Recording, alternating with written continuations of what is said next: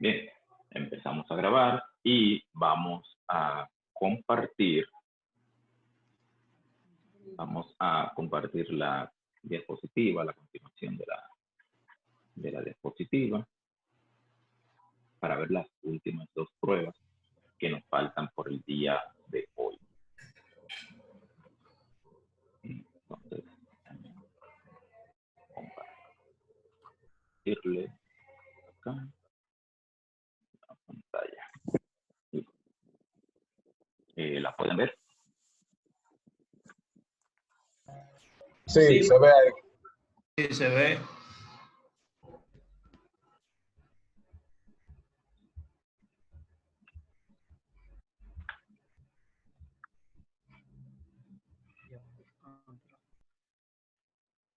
¿La pueden ver la pantalla ahí? ¿Se ve la diapositiva? Sí, se ve. Sí, bro, se ve.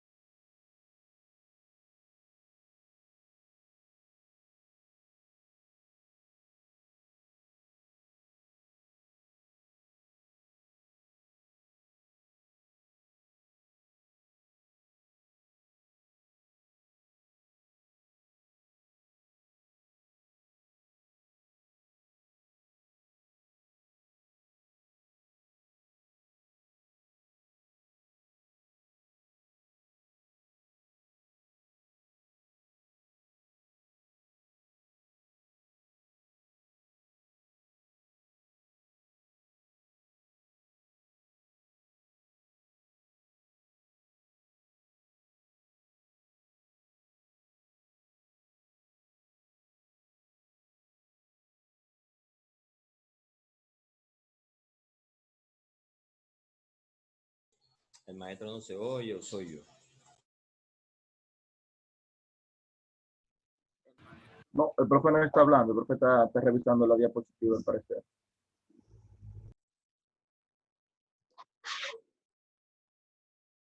Como la Zoom me está sacando, si el maestro me está escuchando, voy entrando y saliendo, porque la Zoom me está sacando debido a que el internet aquí está malo. Leo, y ahora usted, Génesis. Reanudar No la veo grabación. grabando. Ahora sí, ya se está grabando. Para que yo la puse en pausa, como no me estaba escuchando, la puse Sí, en está pausa. bien.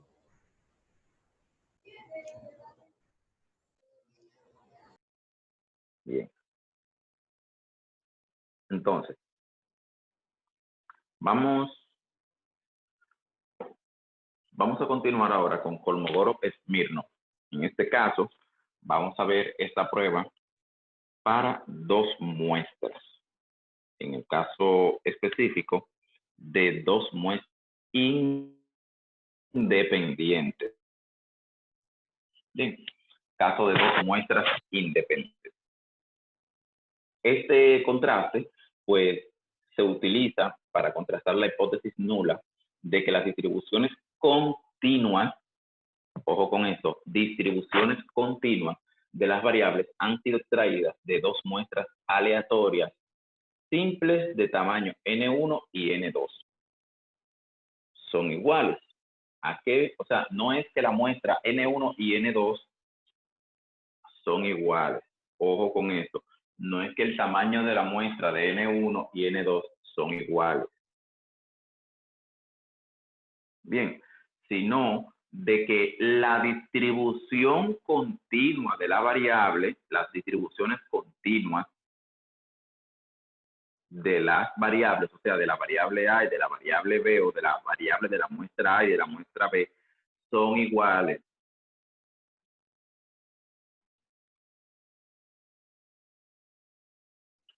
Para que no confundan. O sea, aquí no se busca contrastar la hipótesis de que el tamaño de una muestra con el de la otra son iguales. No, sino de que las distribuciones continuas de ambas variables son iguales. Si las dos distribuciones son iguales, pues se asume entonces de que ambas muestras provienen de la misma población y por lo tanto son independientes. Si no se cumple ese caso, pues entonces se asume que las muestras provienen de poblaciones diferentes y por lo tanto no son independientes. Para llevar a cabo esta prueba, para llevarla a cabo, se divide el espacio muestral en K intervalos o sucesos disjuntos. ¿Qué es lo que vamos a hacer aquí o qué es lo que quiere decir esto? Que se va a construir para cada variable, en este caso, o para la variable de cada muestra, se va a construir una distribución de frecuencia de valores observados. Se va a construir una distribución de frecuencia para cada una de estas muestras con los mismos intervalos.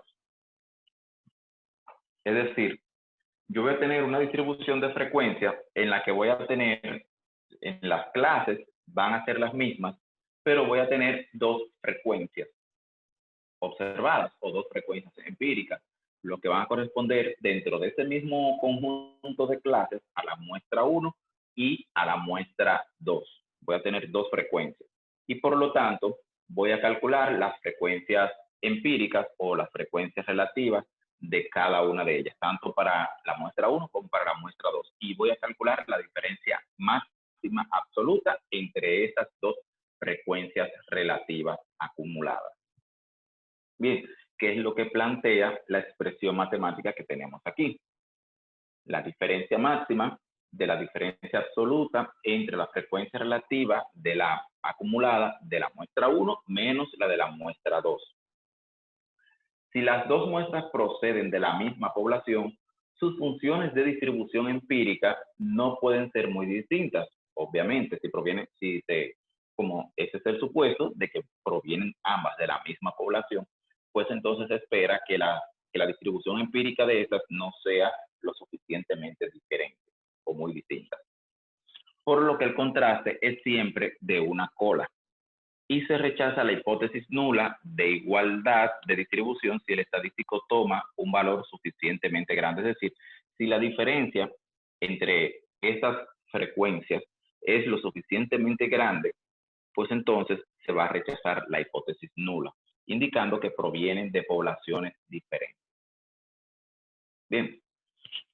El valor crítico lambda, en este caso que se expresa con el símbolo de lambda, puede aproximarse cuando ambas muestras son grandes. Bien, siendo K como una constante de 1.22, 1.36 y 1.63 a niveles de confianza del 90, 95 y 99% para contraste de dos colas. Y para una cola, 1.07, 22 y 1.52 para el de una sola cola. Para muestras pequeñas se va a utilizar la tabla de Kolmogorov-Smirnov. ¿Cómo se va a calcular el D calculado? En este caso, para poderlo utilizar con la tabla, se multiplica la diferencia máxima obtenida en la fórmula por el tamaño de la muestra 1 y de la muestra 2. Y nos vamos a nuestra tabla de Kolmogorov-Smirnov que ya tenemos y contrastamos la hipótesis. Bien, como ya lo habíamos hecho en el tema 1.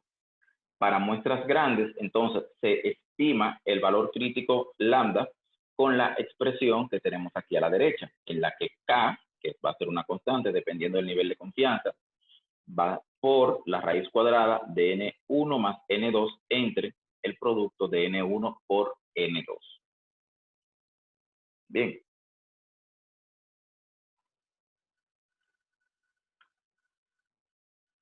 Entonces, vamos a ver un pequeño caso de Kolmogorov-Smirnov. Acá se muestran, por lo que vemos a la izquierda, esta tabla donde dice grupo 1 y grupo 2, se muestran la pérdida de peso en kilogramos. O sea, los valores que ustedes ven ahí fueron la cantidad de kilogramos que cada individuo perdió. Bien, perdió según un tipo de medicamento que al que fue sometido cada uno de esos individuos en esos grupos. Bien, con el fin de saber si los tipos de medicamentos son diferentes. Es decir, en el grupo 1 se aplicó un medicamento y en el grupo 2 se aplicó otro medicamento. Y se identificaron la cantidad de kilogramos que perdieron las personas en peso. O sea, la cantidad de kilogramos en peso de peso que perdieron. Bien, ahora, para nosotros determinar si realmente los dos medicamentos, son diferentes, pues entonces, en este caso, como los resultados que se obtuvieron están en una escala de medición cuantitativa, o sea, es decir, una variable cuantitativa continua, en este caso, una escala de razón, pues se construye una tabla de distribución de frecuencia. Esta tabla de distribución de frecuencia que estamos viendo aquí a la derecha, se pueden fijar específicamente en las clases. Aquí, para construir las clases, no hay un criterio per se, solamente, o sea, no hay un criterio específico en el que se diga de que las clases deben ser de X tamaño o de X rango, es decir, que cada clase deba de tener un intervalo específico. No, aquí va a depender, o sea, cada persona puede crear una tabla diferente aquí, una tabla de distribución de frecuencias diferentes. Obviamente, teniendo en cuenta en que cada clase construida, al menos uno de los dos grupos esté representado aunque sea con una sola frecuencia.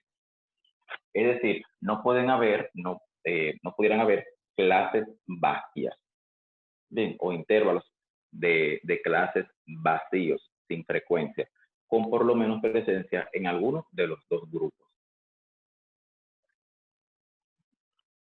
Es ideal también que las clases que se construyan no tengan intervalos, no sean de intervalos muy amplios, ya que pudiera, en este caso, pues perderse información relevante para el cálculo del estadístico. Se puede perder información.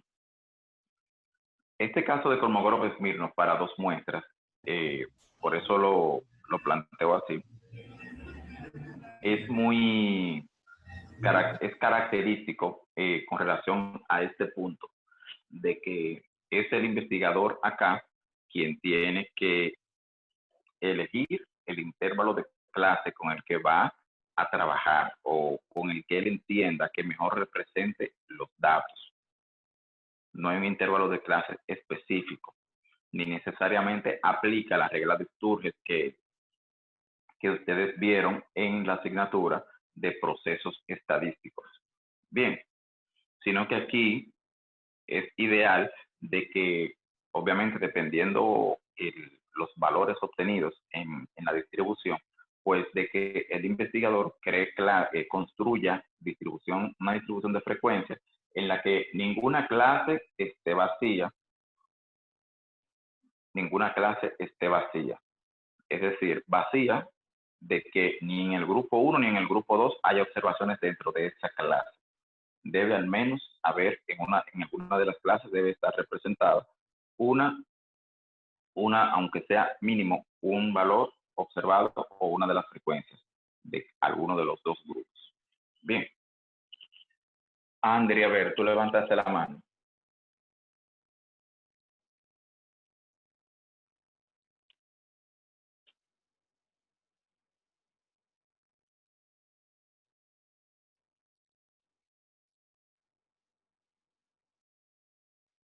Bueno, la bajo. Ok, muy bien. Entonces, como podemos ver aquí, fíjense que tenemos aquí en kilogramos, tenemos nuestras clases. En este caso, mi intervalo es de 0.5, apenas.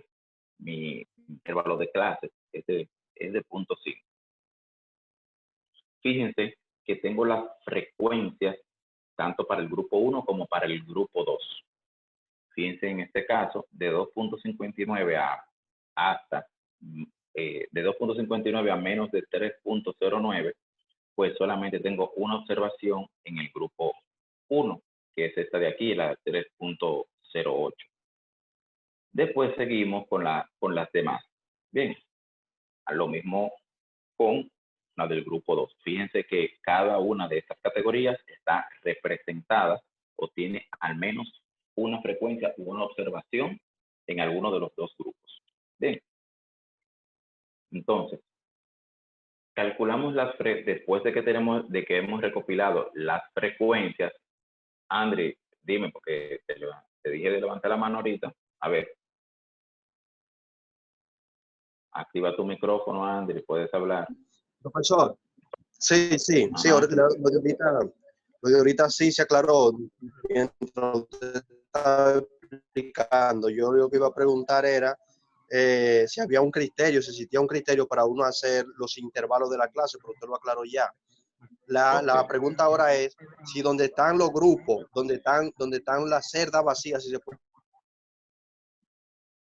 No te completar con escuché. 0. Entiendo yo que no altera.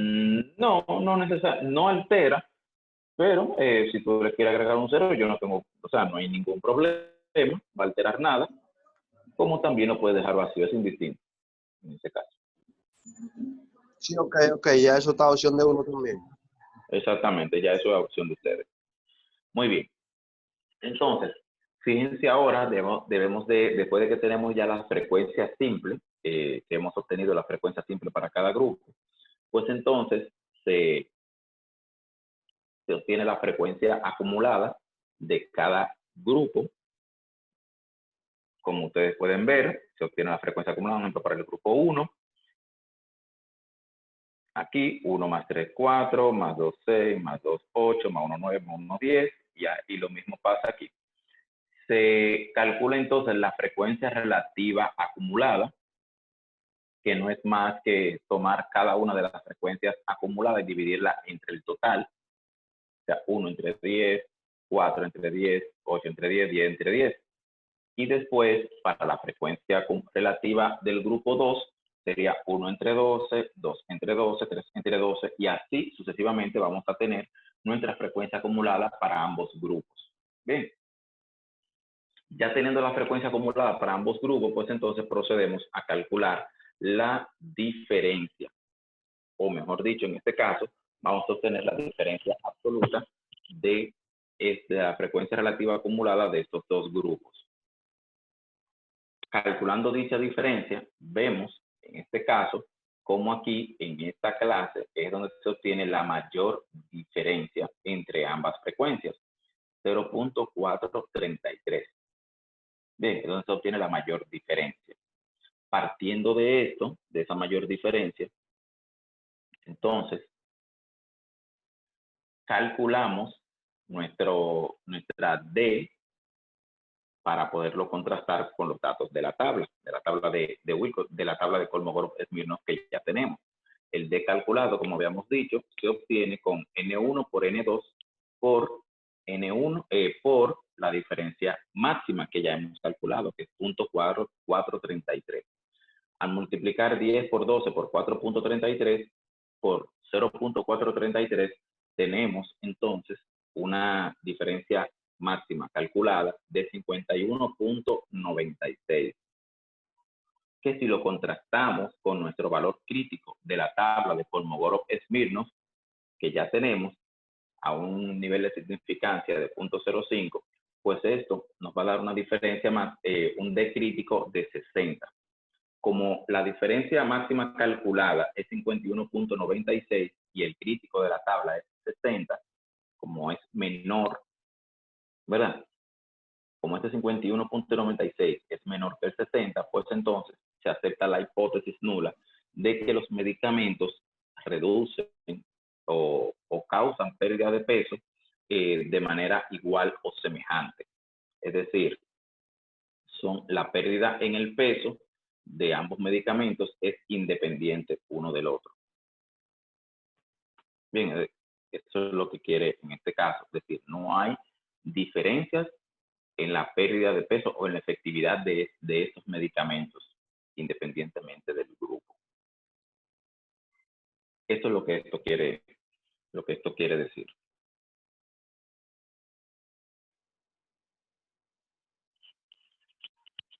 ¿Alguna pregunta hasta aquí con esta prueba de Kolmogorov-Smirnov? Sí, maestro, usted puede ilustrar la tabla con el ejemplo, porque la estoy buscando y no visualizo de dónde salió el 60. Ok, Por favor, vamos a ver. Déjeme buscar la tabla sí, por de favor, para que Kolmogorov. así.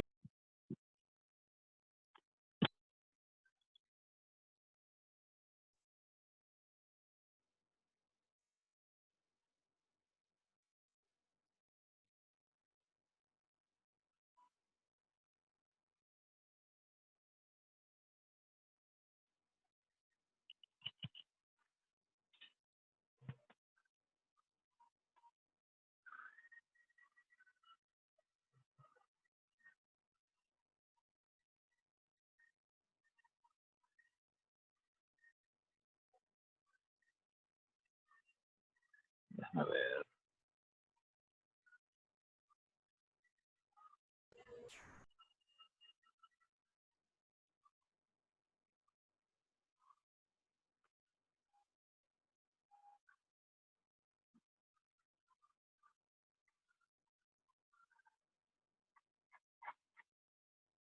Estoy buscando, déjame ver. No se preocupe, tómese su tiempo.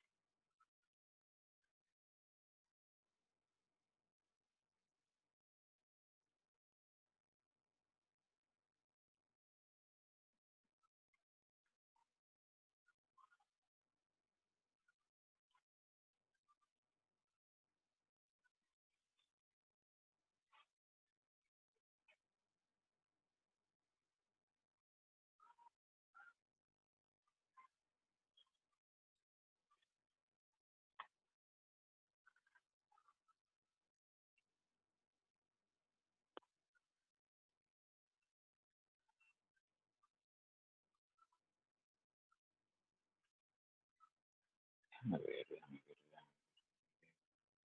Tenemos 10,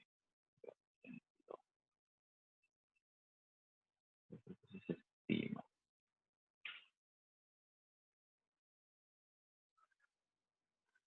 Déjame ver. ¿O será que yo la tengo con otro nombre por ahí?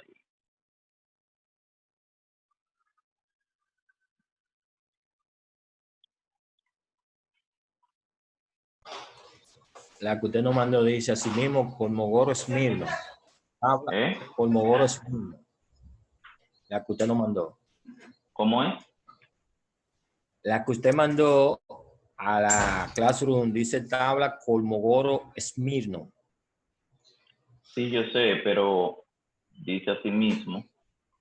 Pero esa que está ahí es para los de una muestra, para la de la clase que vimos la primera semana. Perdón. esa misma tabla. Es lo que entonces yo lo que estoy es verificando si esta tabla, déjame ver, porque para mí que yo se la había pasado esta tabla, y si se la pasé, no sé si tiene si tiene el mismo nombre, la tabla de Wilcoxon para dos muestras, la tabla de Kolmogorov-Smirnov, perdón, para dos muestras. Eso es lo que estoy buscando. Vamos a ver, tablas estadísticas. Hasta yo la estoy buscando. Probabilidad de distribución. Probabilidad de distribución de Poisson. Probabilidad de distribución de Poisson. Distribución normal. Distribución normal.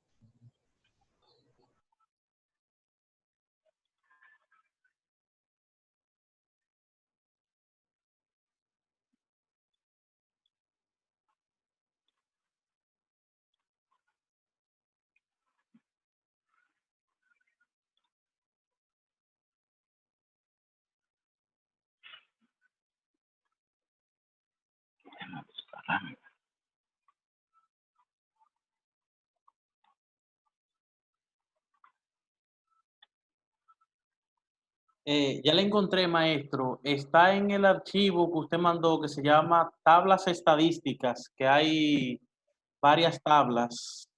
Es la tabla número 10, dice valores críticos de T, prueba de Wilkinson. Es que eso es Wilcoxon. Acuérdate que estamos con Kolmogorov-Smirnov. Sale de Wilkinson, perdón, con Kolmogorov, sí, ¿verdad? Ya me fue ahí. Sí, se te fue ahí.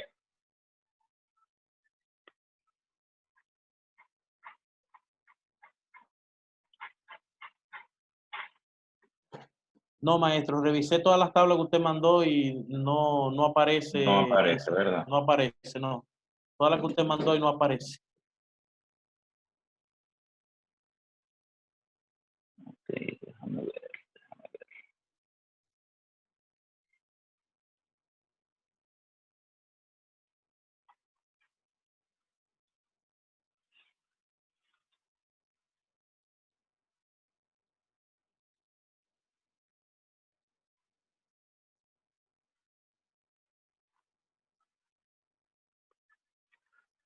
Déjame ver.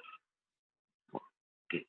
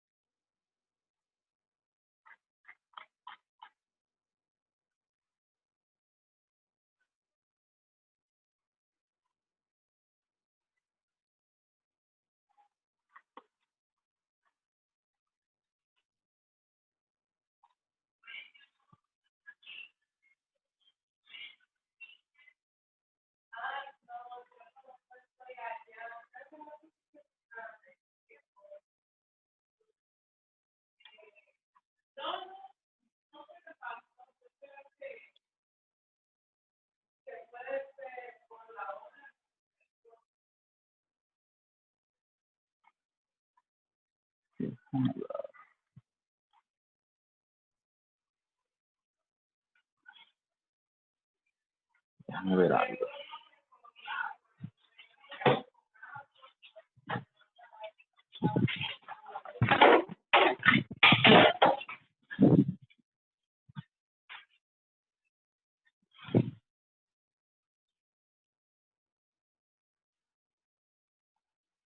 Vamos a ver, como tenemos una muestra de 22, bien, vamos a ver si es a .05, podemos decir entonces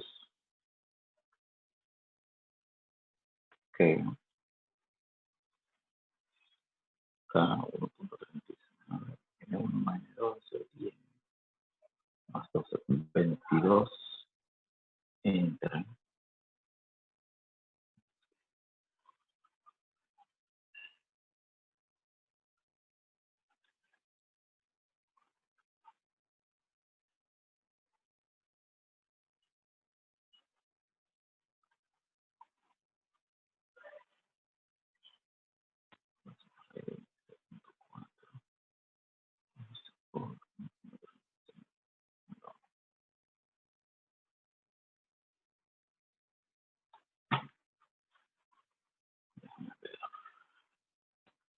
Porque en la tabla que yo tengo,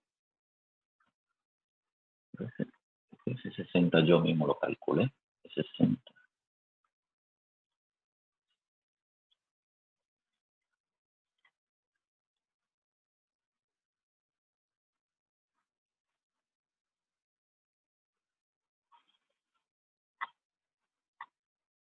No sé, no. ¿Qué? Yo lo voy a buscar esa tabla. Bien. Me queda como tarea buscarle esa tabla.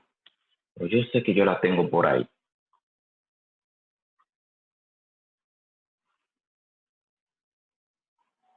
¿Me escuchan? Sí, maestro, le escuchamos. Está bien. Ok. Ok, me queda como tarea buscarle esa tabla. Yo sé que está por ahí. Tengo que buscarla, escudriñarla bien. Yo seguro que está en algún chivito por ahí, por dentro. Tengo que buscarla bien. A ver dónde está. Pero bien, entonces vamos a pasar a la prueba de Siegel-Tukey, que es la última prueba ya que vamos a ver el día de hoy. Esta prueba recibe este nombre de Siegel-Tukey debido a estos estadísticos, Sidney Siegel y John Tukey, los cuales aplicaron, esta prueba se aplica a datos con una escala mínima ordinal. Esta prueba mide la diferencia de escala que hay entre grupos. Es una prueba usada para determinar si los datos de una muestra están ampliamente más dispersos que otros. Es decir, la prueba de Siegel-Tukey mide o determina si dos muestras o si los conjuntos de datos de dos muestras son independientes a partir de su varianza. Bien, esta mide la varianza que hay en las muestras y a partir de esa varianza, pues entonces determina si son o no independientes. Si las varianzas son semejantes, quiere decir que provienen de la misma población y por lo tanto son independientes. Versus, obviamente, la alternativa de que si las varianzas no son homogéneas, es decir, son muy disímiles ambas muestras en sus varianzas, pues entonces se parte del supuesto, entonces se podría afirmar de que las varianzas no son, al no ser homogéneas, no provienen de la misma población, los datos no provienen de la misma población. Esta prueba fue publicada en el 1980 en una revista de estadística, una revista de la Asociación Americana de Estadística, en el que el procedimiento se basa en la suma de los rangos para la variación, para la variabilidad relativa en muestras unpaired, o sea, en muestras que no son pareadas o muestras independientes. Es lo que quiere decir. ¿Cuáles son los supuestos? Como yo le estuve mencionando, o sea, cada muestra ha sido seleccionada aleatoriamente de una población. Entonces, si son de una población, si es de una misma población, las dos muestras serían independientes. Los datos deben estar mínimos en una escala ordinal y las dos poblaciones para cada muestra tienen medianas iguales. Eso es asumiendo de que los datos provienen de poblaciones diferentes, pues entonces se parte del supuesto de que ambas poblaciones tienen la misma mediana. Como les mencioné, ese símbolo que ustedes ven raro ahí es el símbolo de sigma, o sea, es decir, la varianza, el símbolo de varianza poblacional, es decir, que la varianza de la muestra A es igual a la varianza de la muestra B versus la alternativa de que son diferentes. ¿Qué es lo que se hace? El procedimiento acá es el de combinar ambos grupos. Se combinan los grupos, así tal cual como lo hicimos con Wilcoxon, con Mann-Whitney. Es prácticamente el mismo procedimiento de Mann-Whitney. Unificamos los dos grupos, lo combinamos, se le asignan rangos. Aquí es donde está aquí es donde el procedimiento varía. El procedimiento de asignar los rangos es diferente al de los procedimientos anteriores. Aquí el ranking se asigna alternando los extremos, es decir, vamos de un extremo a otro asignando los rangos. Por ejemplo, el rango 1 va al menor valor, al valor más pequeño, al primer valor más pequeño. Pero entonces los rangos 2 y 3 van a los dos valores mayores, empezando por el último. Bien, o sea, sería 1 al principio y después nos vamos al final de la lista y de atrás hacia adelante asignamos los rangos 2 y 3. Después volvemos al inicio y a los valores que le siguen al 1, al que le asignamos el rango 1, le asignamos los rangos 4 y 5. Y después volvemos al final, a los otros dos mayores que continúan, y le agregamos el 6 y el 7.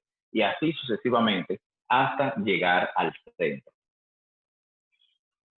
Aquí, después de haber asignado los rangos, obviamente tomando en cuenta que los que son iguales, o sea, las observaciones que caen con rangos, los rangos que caen, observaciones que son iguales, se calcula el promedio, tal cual como lo hemos hecho. Aquí el procedimiento entonces que continúa después de asignar los rangos es el mismo que hicimos con Mann-Whitney.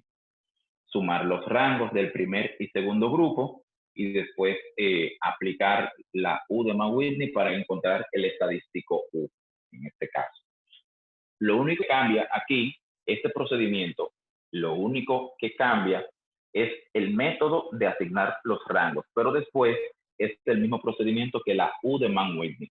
Y obviamente la hipótesis aquí se basa en la variabilidad de los datos, es decir, en la varianza de la muestra A y la varianza de la muestra B. Se utiliza el mismo estadístico que estuvimos viendo en Mann-Whitney, de la U1 y U2, el mismo procedimiento para calcularlo y para la toma de decisión. Bien, se toma el U menor, es el mismo procedimiento. Por ejemplo, aquí vamos a ver este pequeño caso, este pequeño ejemplo. Tenemos dos plásticos, cada uno producido mediante procesos diferentes, por los cuales fueron probados mediante su durabilidad. O sea, ¿qué tan resistentes son estos plásticos? Bien, dependiendo del tipo de procedimiento, de proceso con el que fue fabricado. Las mediciones que se muestran a continuación, o sea, los datos tanto del plástico 1 como del plástico 2, representan el punto de quiebre en unidades de 1000 libras por pulgada al cuadrado. O sea, se le aplicó presión a los plásticos, una presión de 1000 libras por pulgada al cuadrado, y se midió entonces cuál fue el punto de quiebre, o sea, a qué presión, a 1000 pulgadas, a 1000 libras por pulgada al cuadrado, hasta qué punto de presión el plástico se quebró. Se tienen los datos que vemos aquí debajo para el plástico 1 y para el plástico 2 tenemos la misma cantidad de observaciones, que fueron 6, 2, 4, 6 exactamente para cada uno. Bien, fíjense aquí, plástico 1, plástico 2, 15, 3 y así sucesivamente. Y el plástico 1, 21, 2, 22, 4, 18, 3 y así sucesivamente. Se unifican, o sea, se hace una sola línea con las observaciones, se ordenan de menor a mayor y vamos a asignar los rangos. Se combinan las muestras. Fíjense que a la unidad, al valor más pequeño se le asigna el rango 1. Mírenlo aquí. Pero entonces nos vamos al final a los dos valores mayores y se le asigna los rangos 2 y 3. Bien, fíjense aquí, 2 y 3. Volvemos al inicio, a los dos valores más pequeños que siguen, se le asignan los rangos 4 y 5. Vuelvo de nuevo al final, los dos mayores que siguen, 6 y 7. Vuelvo de nuevo al principio y sigo, 8 y 9. Ya aquí subo 10 y 11 y solamente me queda uno, que el valor aquí va a ser el 12. Fíjense que ningún valor acá se repite. Bien, fíjense que ningún valor acá se repite, pues por lo tanto, no aplica calcular rangos promedios, pues porque ninguno se repite. Bien, entonces, ya teniendo identificado cuáles son los datos de la muestra, cuáles son los valores de la muestra 1 y de los valores de la muestra 2 con sus respectivos rangos, pues entonces procedemos a calcular R1 y R2, es decir, la suma de los rangos. Para el rango de la muestra 1. Profe, una pregunta, y escúchame, que yo creo que es muy importante. Usted nos dijo en un principio que solo el primer rango se anotaba 1 y luego Sí. al rango mayor se le agregan 2. Pero nos Al rango, espérate, al rango, luego al rango. A los rangos mayores se le asigna 2. Pero sí, mira, fíjate aquí, al rango mayor, fíjate, entonces va después, se empieza con el 1, ¿verdad? Como una sola unidad, sí. Ajá, con uno solo a una sola unidad. Después se va de 2 en 2. Ahora sí, ahí eso es lo que yo vi que usted hizo. Pues son el primero sí es 1, pero luego es de 2 en 2. Fíjate en el sí, exactamente, el procedimiento lo explica ya más atrás. Entonces se va de 2 en 2. O sea, 2 y 3, después 4 y 5, 6 y 7, 8 y 9, y así sucesivamente. Bien, hasta completar el último valor. Se suman los rangos de la muestra 1 y los rangos de la muestra 2. Bien, se procede a calcular U1, que en este caso me da 21, y U2, que en este caso me da 15. Recuerden, se toma el menor de ellos, en este caso el menor es 15, se toma el 15, U15. Y podemos ir a la tabla y de U de Mann-Whitney y contrastar la hipótesis. En este caso, podemos ir a la tabla, contrastar la hipótesis de vamos a la tabla de la U de Mann-Whitney con una muestra de 6 y 6. Abrimos, déjenme.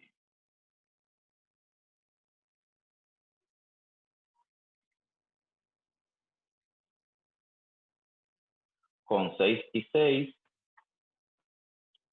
me da 5, perdón, a punto 0.5. Me da 5. El U crítico de Mann-Whitney en la tabla da 5. Bien, da 5. Entonces, ¿cuál sería la regla de decisión si el U crítico, aquí con Mann-Whitney, si el U crítico me da 5 y el U calculado me da 15, ¿cuál sería la regla de decisión aquí? ¿Qué decisión yo tomo?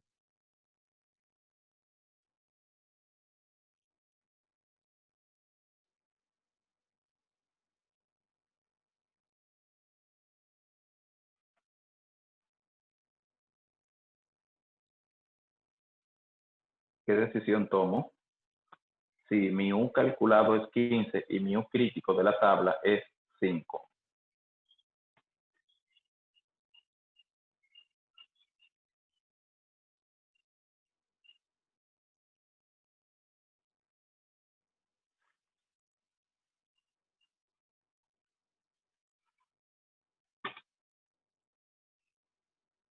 ¿Me escuchan?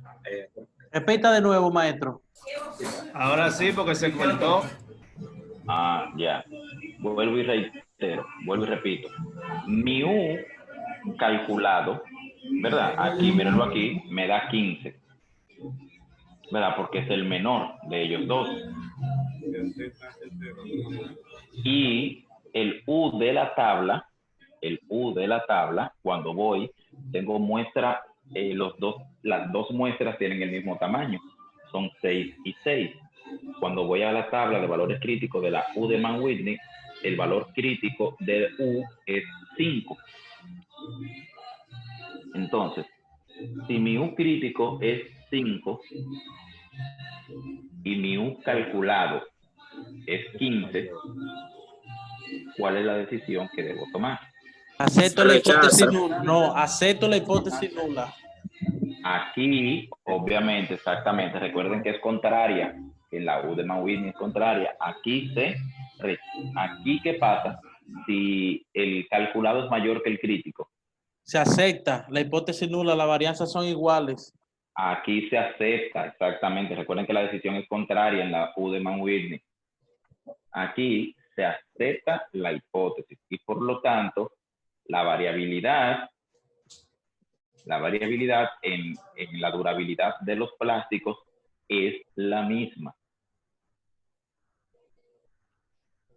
Es estadísticamente igual.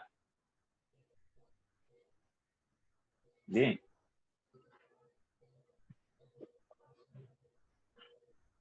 Recuerden que en la U de Mann-Whitney y en Wilcoxon, utilizando los datos de la tabla, la decisión es contraria.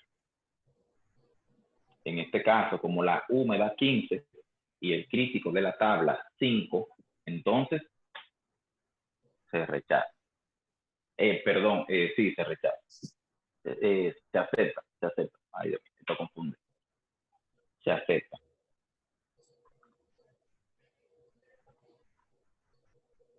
¿Comprendieron? Sí, maestro, bueno, al menos yo estoy claro ahí. ¿Y los demás? Sí, maestro, sí, estamos ready. Profesor, está claro el ejercicio, se entiende. De mi parte. De mi parte se entiende. Ok. Bueno. Bueno, pues como ustedes han entendido, entonces, eso era lo que correspondía. Eso era lo que correspondía al tema de dos muestras independientes, en el caso de hoy.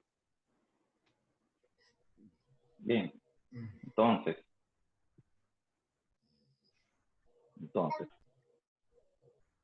lo que corresponde ahora es detener la grabación aquí, ya de la clase.